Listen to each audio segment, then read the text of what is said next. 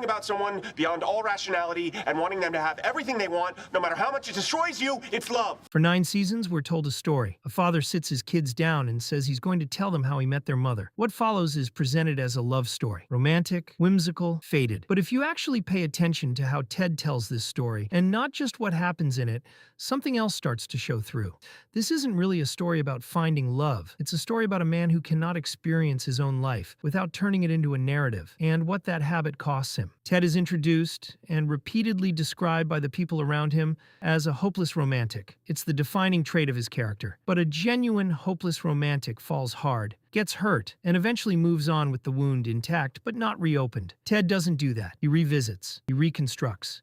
Years later, he can still recite the exact conditions under which he met someone. The yellow umbrella, the blue French horn, the specific bar, the specific song. But he's noticeably vague on how those relationships actually ended, or what he did wrong in them. That asymmetry is the first clue. He isn't remembering relationships. He's remembering the parts of relationships that function as good opening scenes. Everything that doesn't serve the story gets quietly left out. There's a well-documented psychological phenomenon called rosy retrospection, the tendency to recall the past as more positive, more coherent, and more meaningful than it was when it was actually happening. It's a normal part of how memory works. Most people do it mildly without noticing. Ted's version of it is structural. The show doesn't just depict him remembering fondly. It's built entirely around the fact that he's narrating from a future where the ending is already known. He's not telling the story as it unfolds. He's telling it backward, already aware of who mattered and who didn't, which means every early moment gets shaped by an ending his kids and the audience haven't reached yet. This is why so many of his relationships get retroactively marked as significant,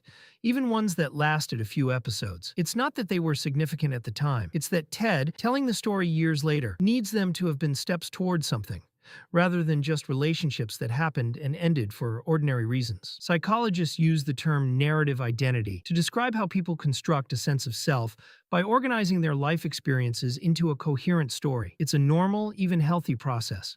Most people do it to make sense of their past. The difference with Ted is the intensity and rigidity of it. He doesn't just tell stories about his life. He needs his life to function as a story, complete with a destined ending, or the whole thing feels unbearable. This shows up in how he treats relationships while they're still happening, not just in retrospect. Ted has a pattern of escalating gestures, grand declarations, big romantic swings, precisely in relationships that are otherwise stable and unremarkable. A steady, compatible partner doesn't give him a chapter worth writing, so he manufactures tension or drama to make the story feel earned. It's a subtle form of self-sabotage, not because he fears intimacy exactly, but because ordinary low-conflict love doesn't fit the shape of the narrative he's compelled to build. This is also likely part of why the show can feel frustrating to watch at times. We want Ted to just be present in his relationships. He can't. He's always half a step outside them, narrating even as he lives them, because that's the only way he knows how to make sense of what's happening to him. None of this fully clicks until the final twist. It's revealed late in the show that the mother, the person the entire series has been building toward,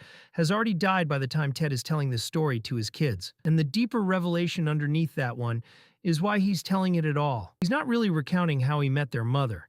He's asking his kids indirectly for permission to move on and pursue a relationship with Robin. Once that's clear, the entire structure of the show changes retroactively. Every scene we were told was about the mother was actually functioning as something else. A long, elaborate act of processing grief, using the only tool Ted has ever had for handling pain, turning it into a story with meaning, rather than sitting with the more uncomfortable truth that some things just end without a lesson attached. This is what makes Ted an unreliable narrator, in a very specific psychological sense. It's not that he's lying, it's that a person this committed to narrative coherence cannot tell you what actually happened, only what needed to have happened for the story to make sense to him. What makes Ted worth examining isn't that he's an unusual case. It's that most people do a version of this, just less visibly. We all edit our memories to protect a version of ourselves we can live with. We assign meaning to things that were, at the time, just chance and consequence. The habit of narrating our own lives isn't a flaw unique to Ted Mosby. It's a basic feature of how human memory and identity work. The show is unusual only in how directly it dramatizes this. It hands you 9 seasons of what looks like a charming, if overwritten, love story, then reveals in the final stretch that the narrator himself may not have understood what he was actually telling you a story about, until he arrived at the end of it. Ted Mosby isn't hopeless because he loves too easily. He's hopeless because he can't experience his own life directly. He has to interpret it first. And by the time he's done interpreting it, the story he's left with says more about what he needed to believe than about what actually happened. Ted's pattern isn't rare.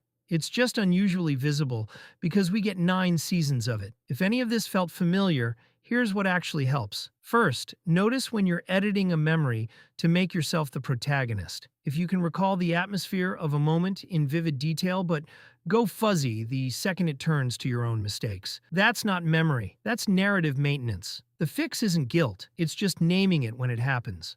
Second, watch for manufactured tension in relationships that are actually fine. If you find yourself needing a grand gesture, a dramatic conversation, or a crisis to feel like the relationship counts, check whether the relationship needed that or whether you did. Stability isn't a lack of a story. It's just a quieter one. Third, let some things end without a lesson attached. Not every breakup, job loss, or friendship fade has to mean something in order to be processed. Sometimes assigning meaning after the fact is just a way of avoiding the plainer, harder feeling that something simply ended. And last, notice who you're actually telling the story for. Ted tells his story to his kids, but it's really for himself, a way to justify a choice he hasn't made yet. Worth asking, next time you're recounting your own past, are you explaining what happened or building a case for what you want to do next?